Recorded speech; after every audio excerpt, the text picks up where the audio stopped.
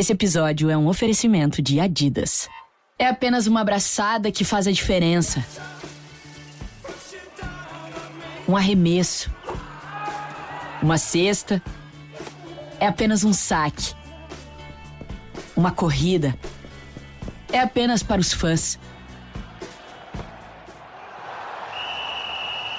Afinal de contas, é só pressão. Vai que é sua. Adidas.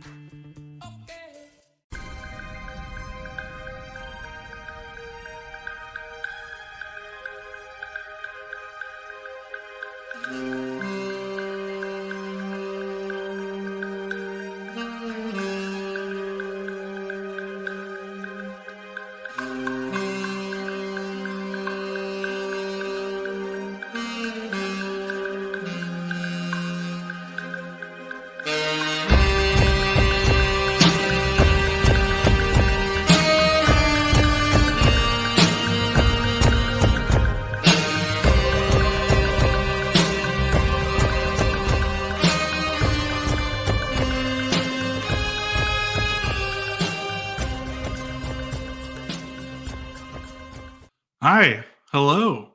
It's Pod Maverick After Dark. We are on different sides of your screen. If you're watching on YouTube, we are changing things up. We're throwing you a curveball. Mavericks beat the Spurs 113-107. It's Pod Maverick.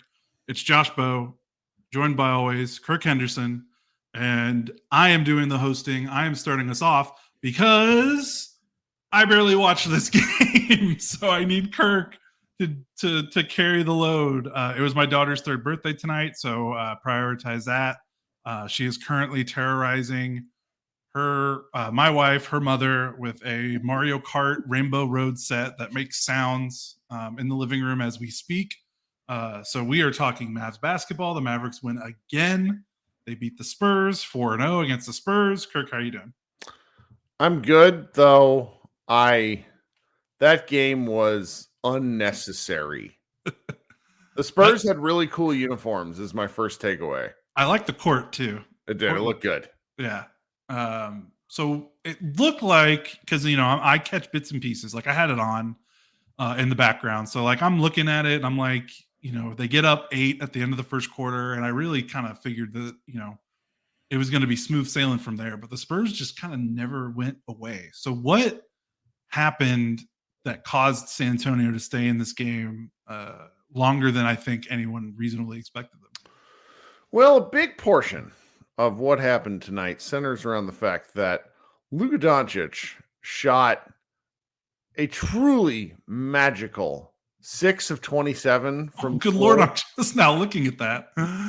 I mean, wow. it was like somebody had turned his shooting slider on NBA 2K all the way down, and there was nothing he could do about it.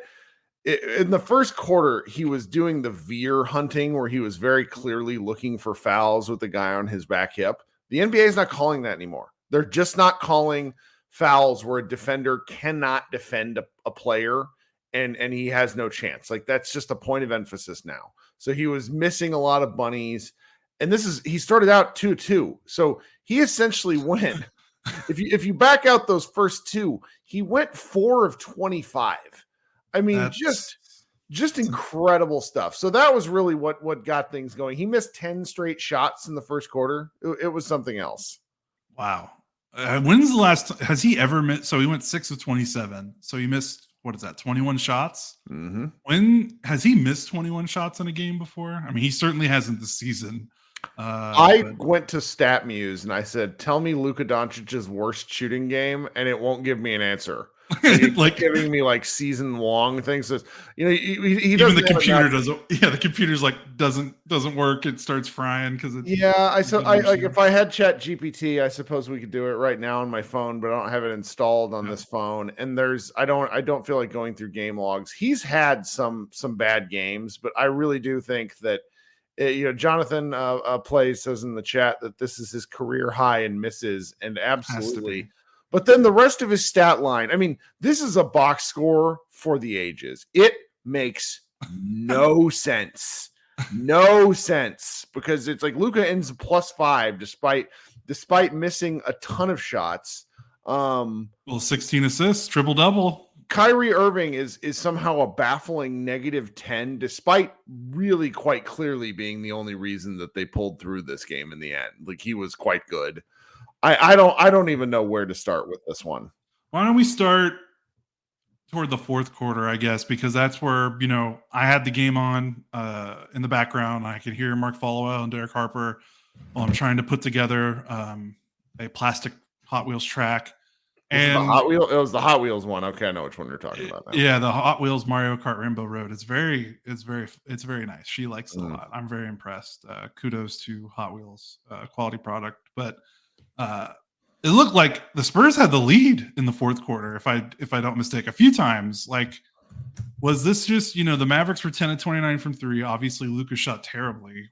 And Kyrie missed all 5 of his threes. Like, did the 3-point shooting just kind of let the Spurs linger around? Did they beat up in the paint? This was this was a through the rabbit hole game in terms of the 3-point shooting, where Luka missed 9, Kyrie misses 5, so that's 14 misses. The Mavericks only had 19 misses from 3. All right, they went 10 of 20. So I know you weren't here the other day for the incredible Denver game, but I know you watched it. Go through the lineup. You look. Dante Exum was an incredible 4-4. Him and Kyrie were basically the reason that the Mavericks won. Tim Hardaway 1 of 2. Maxi Kleber hit a shot, and I made a joke where I said he hit a shot for the first time since the Lincoln assassination.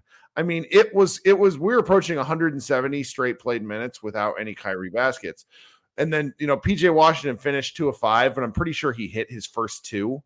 And that it was very much like a through the looking glass game compared to the Nuggets game. That's hilarious about the misses from Luka and Kyrie. So Luka and Kyrie missed 14 of the 19 missed 3-pointers. The Denver game, they were the only ones that made threes. Everyone non-Luka, non-Kyrie missed a 3-pointer against Denver. So it's almost like they just role reversaled. So was it Kyrie? I heard Kyrie's name a lot. How did they get, they're down in the fourth quarter.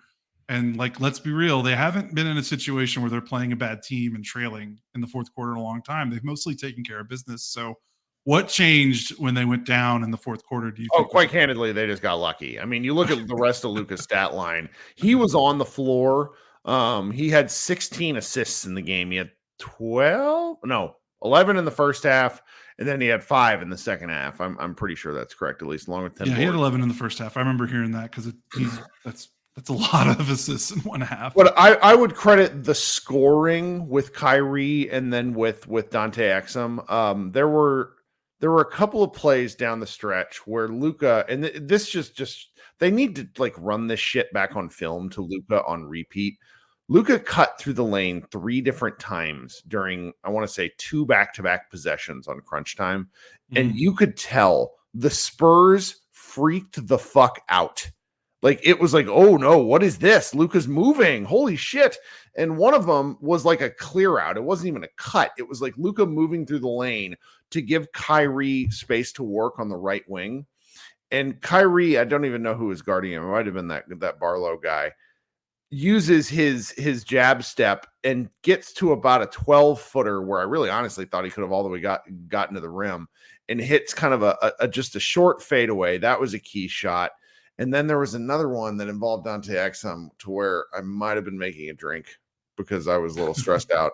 And Exum hit his 4th straight 3. Exum was I shared my Jack Donaghy clip from the pilot of 30 Rock. Exum was very much the third heat in this game. He was just different enough as a ball handler to help the Mavericks in a big way.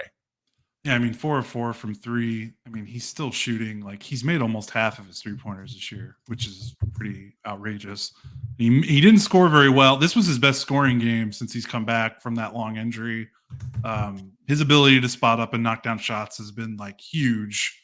He didn't have a lot of assists, which he normally does in some of these games coming off the bench. But yeah, it looks like Wemby had another bad game against the Mavericks. We want to pivot to maybe what worked defensively. Does PJ Washington just have his number or what? Well, I mean, the real key thing, and this is very important. Wemby is wildly fucking overrated on offense, and I lose my mind when people talk. He's going to be an incredible basketball player. He is an incredible basketball player.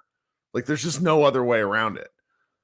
But he tries to do stuff right now where it's like I was listening to was it Harp? Like Harp talked about how the thing that will separate Wemby is his ball handling skills. Like, shut the fuck up. He's 7'5". What will separate Wemby is the fact that he's 7'5". What are we doing here? And he really wants to play as a power forward. He really does. Yeah, he does. Like a power forward to a small forward. And the Mavericks take advantage of that by bodying the shit out of him with big guys who can move. Where somebody was kind of constantly in his undercarriage, for lack of a better term, which is kind of everyone when you're 7'5".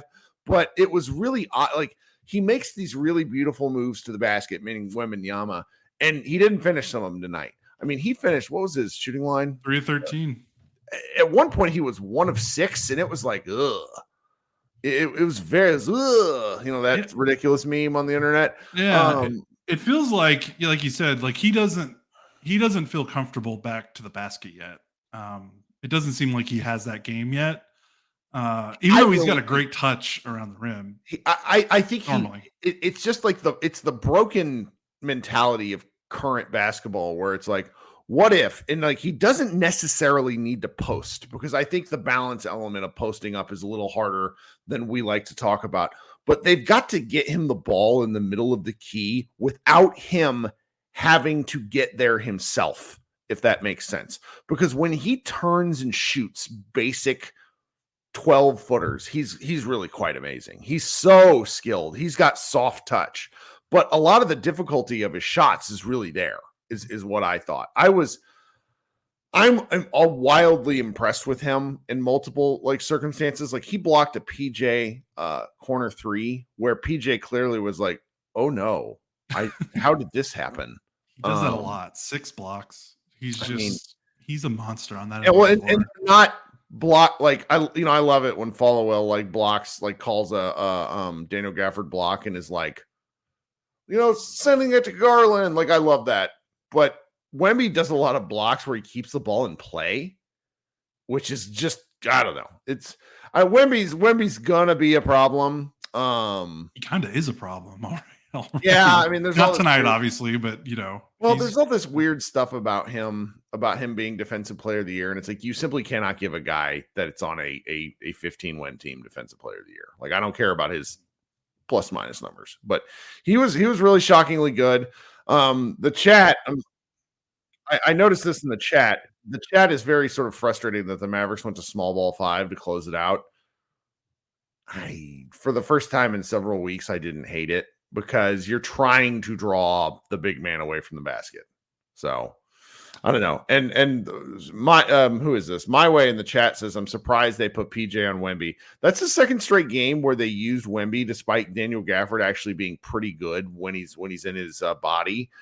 I like the opportunity because you're going to have to go ahead. Go ahead. I was going to say, I mean, this is the second straight game they put PJ Wemby. In the second straight game, Wemby's been bad against the Mavericks for the most part. Yes. So yeah, and I think that matters. And like, there's a lot of fan frustration with PJ Washington right now, mainly because his offense sucks. And I get it. You're not incorrect, but the defense is pretty good. Defense is pretty good. And if you don't think the defense is good, I will go watch it again. Is what I'll say. I don't want to tell you don't know what you're watching, because that's not fair. Because not like, fuck, I'm not going to sit here and act like I watched like all the off-ball possessions. I'm not a liar, but it is difficult to see defense sometimes in a team format where like what the Mavericks do defensively sometimes from a team scheme perspective drives me crazy. There's elements of what PJ tries to do and has done with the Mavericks that they needed before they got PJ. Yeah, and I think the big thing with him when he first got here, and of course he's trying to learn a new scheme. I mean, they didn't play any defense in Charlotte. I know their coach, Steve Clifford, is a defensive guy, but they were not playing defense over there.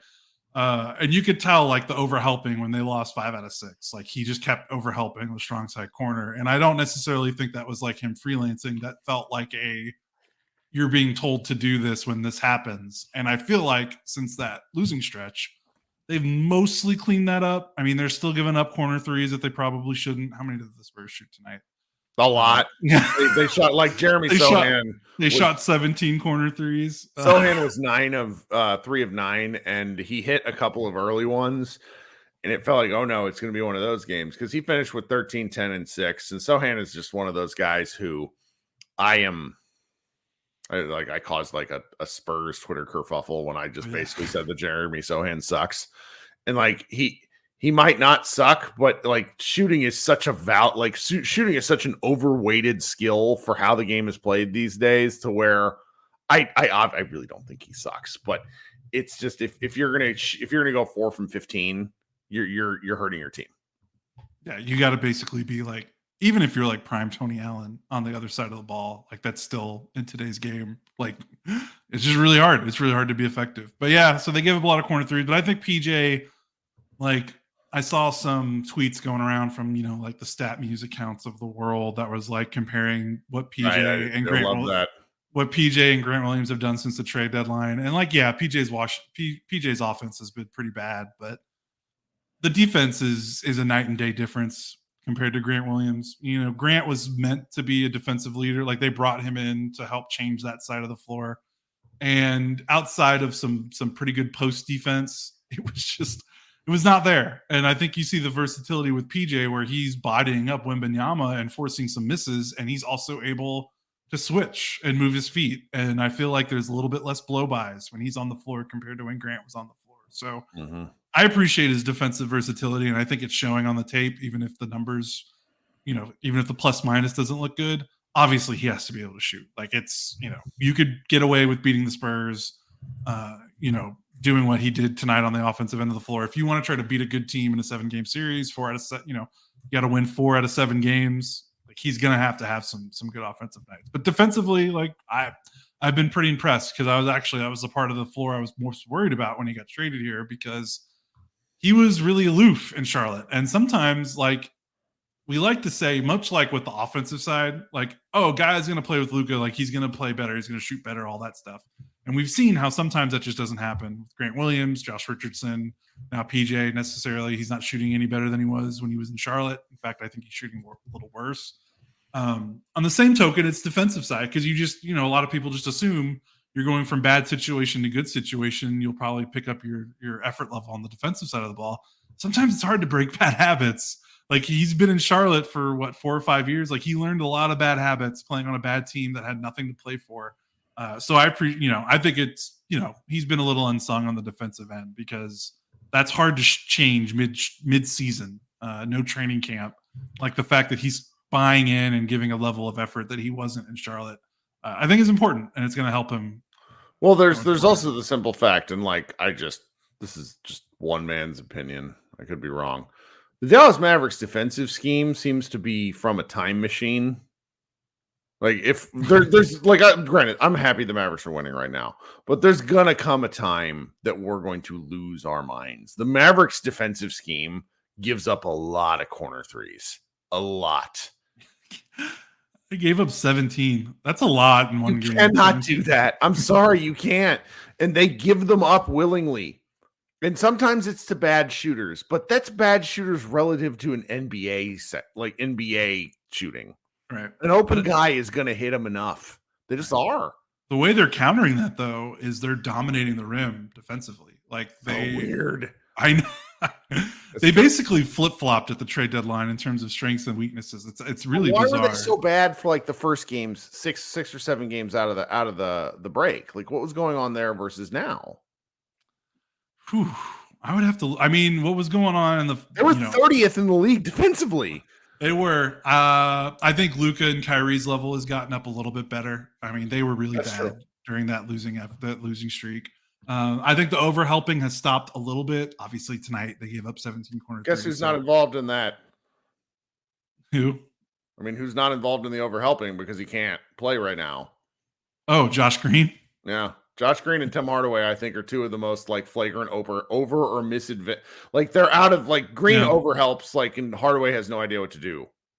Yeah, he makes and they're playing less. One's not playing at all. Yeah, and I mean Lively and Gafford have been pretty good at the rim. I mean, Gafford, I was a little worried about his defense coming out of the trade deadline, not because he was doing anything he wasn't doing in Washington, but because he does struggle a little bit in space and with drop, and sometimes, he will block a shot when he gets there, but it's about like, can you be there consistently, which he hadn't really shown his whole career. But him and Lively, I mean, that is almost 48 minutes a night of them locking down the rim. The Spurs shot 15 of 27 in the restricted area, 55%. That's way less than the league average of 66. Like, it's been that way for a while. I mean, how many games in a row the Mavericks have outscored their opponent in the paint, which never happened before the trade deadline? They outscored the Spurs 52-42 in the paint. Like, those guys, for all the corner threes and maybe some miscues on off-ball rotations, they're cleaning up a lot of mistakes at the rim right now. Like, their length and their activity near the basket is changing things. Like, it's keeping them in these games, I think, despite some maybe lapses elsewhere on the floor.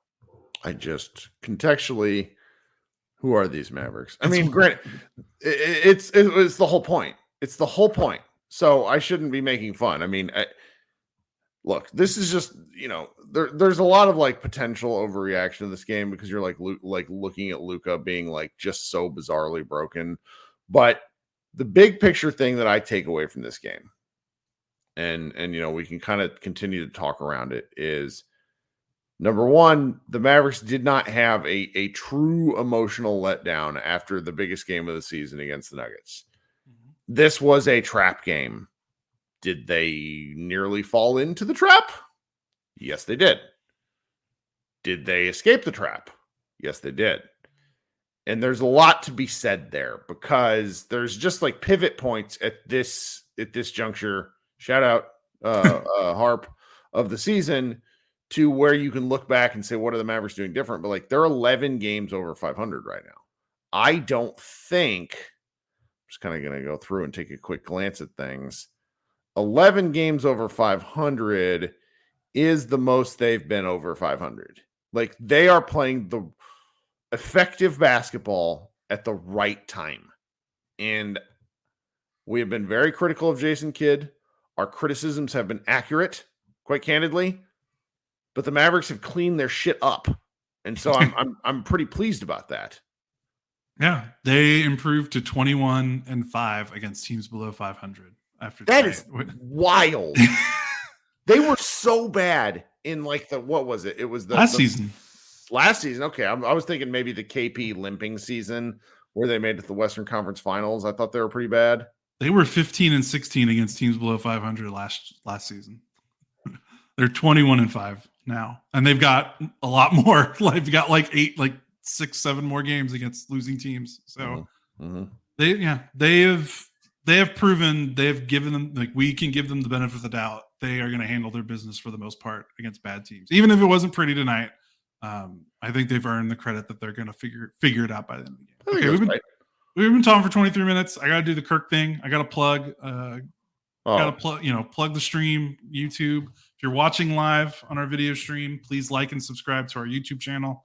That helps us out tremendously. If you are listening to this audio feed after the fact, leave a review, subscribe to us in your favorite podcast app if that's not where you're listening to us right now. For those of you watching on the live stream, we're going to take a quick pause so that we can insert an ad for our partners. So those of you on the audio only feed, we're going to take a quick break and we will be right back. We appreciate all the love and support. We appreciate you guys joining us kind of on a late night after a weird game. So we really do appreciate everyone that's in here participating in the chat, watching live, or listening after the fact. If you listen in the morning on your way to work or whatever you got to do, we always appreciate it. So take a quick break. We'll be right back and we'll close out this game. Okay, we're back. Where do you want to go next? What have we not touched on that you think we need to touch on? Because, like I said, you probably have consumed more of this game than I did. Unfortunately for me, with real life getting in the way. I know what I want to talk to you about. I think we can be done with this game. What the hell did you think of the absolute Matthew did a fantastic job filling in. He always does. He does a great job. He did a great job. And so, but I think we still need to know, what did you think of that craziness? Oh, the Denver game? Yeah. First thought is Is it weird that like as soon as the ball left Kyrie's hands on the game winner, my brain went, "Oh, that's in." Like as wild as that shot is, I feel like what's almost just as crazy is like that wasn't like a shooter's touch. It didn't bounce around the rim.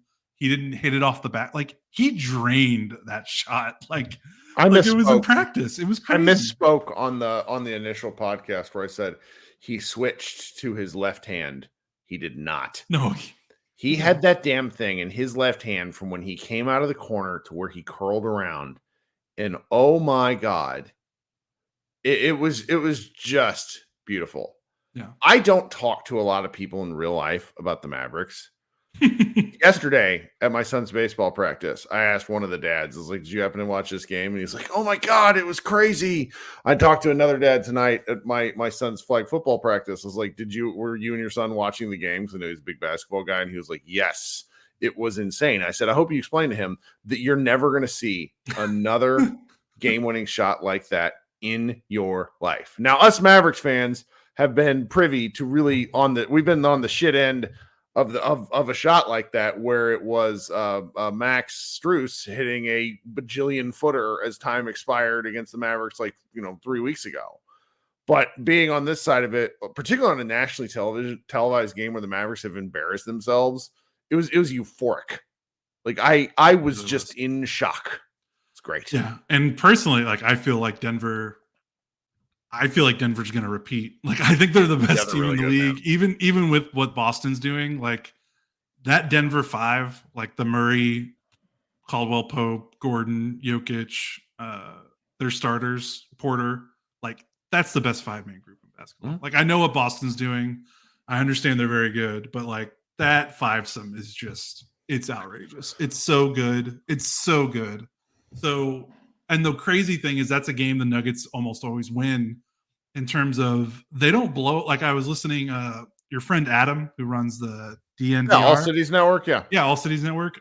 He made I was listening to one of his podcasts. I think he was on the Low Post recently. He talked about how like Denver doesn't blow out a lot of teams. Like they don't get these outrageous 35, 40-point wins because they don't actually shoot enough threes to like steamroll a team, because they don't really shoot that many threes for how good their offense is. Mm-hmm. So what he says is usually games go like they kind of keep it close, and then in the fourth quarter they just hammer you. Like they just absolutely take away your will to live.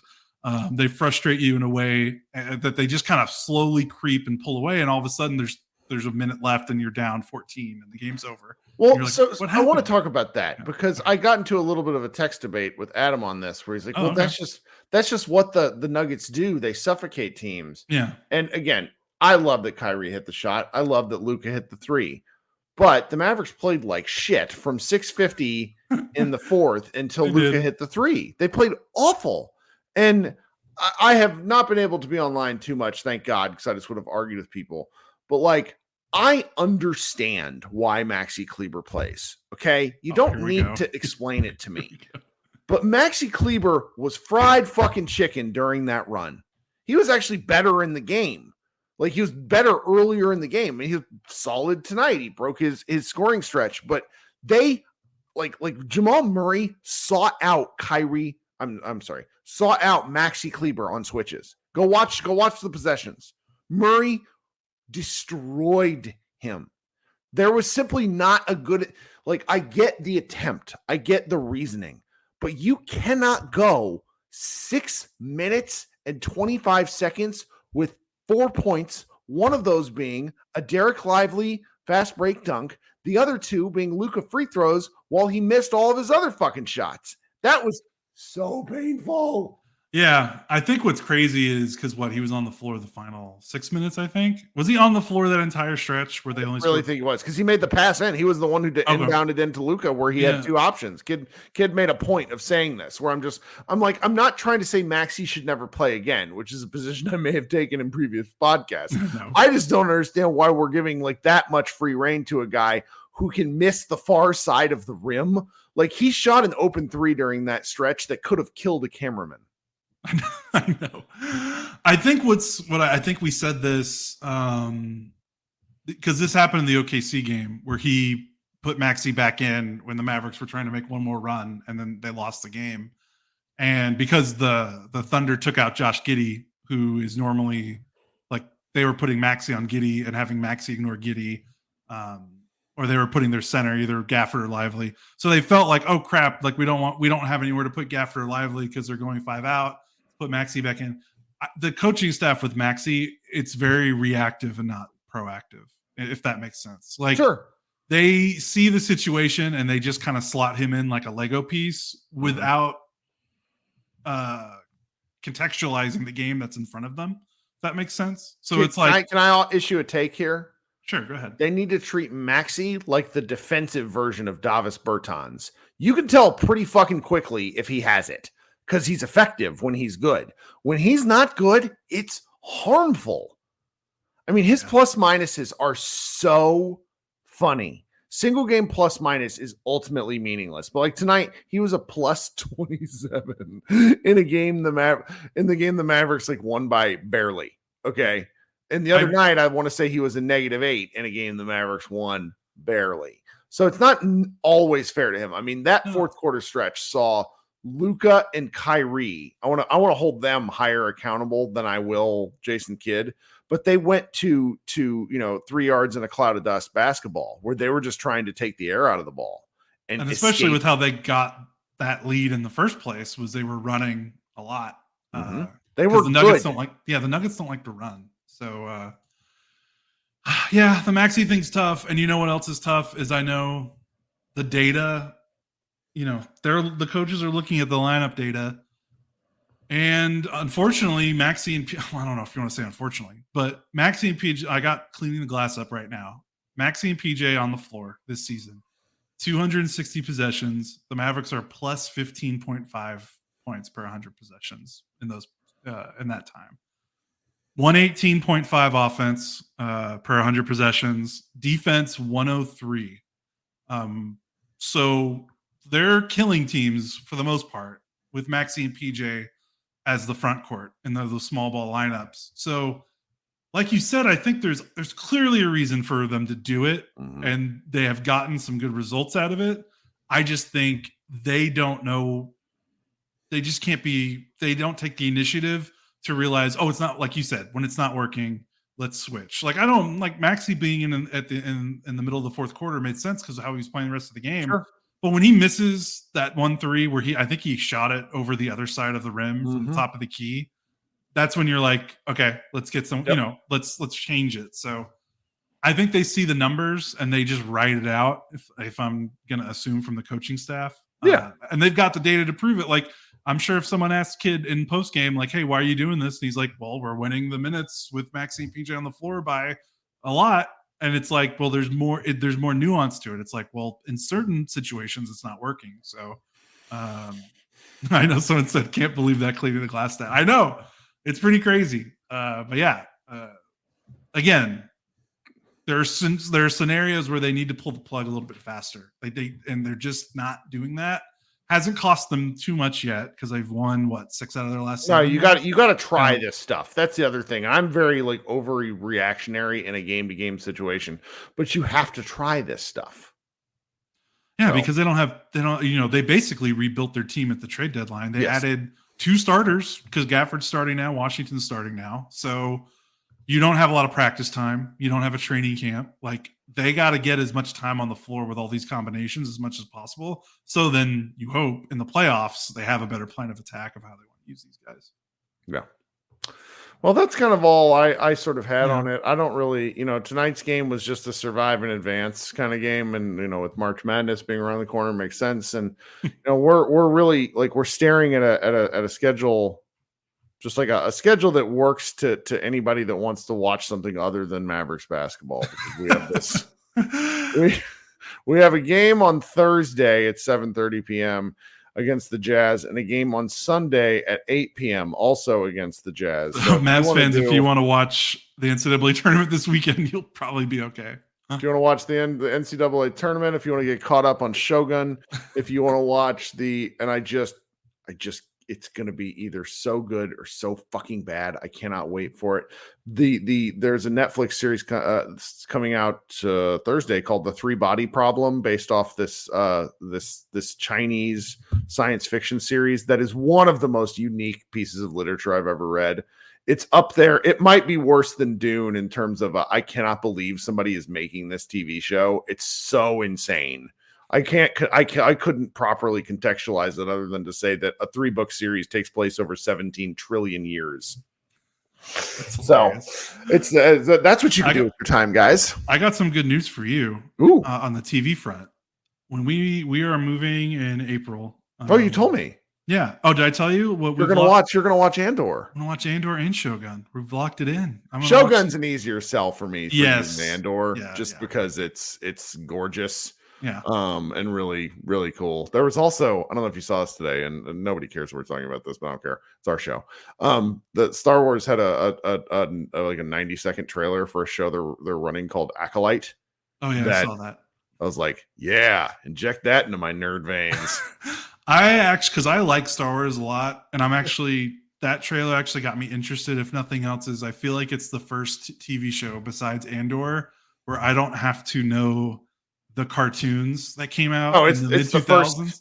It's Star Wars property that doesn't involve Skywalkers or doesn't need anything. Yeah, like I can watch it without needing to brush up on my history or anything like that. So I'm looking forward to that. Because I know those animated shows are well regarded, but I'm not watching. Well, see, and I've been saving them for my kid because I'm going to watch them with my kid, and that's what I'll do. But we'll see.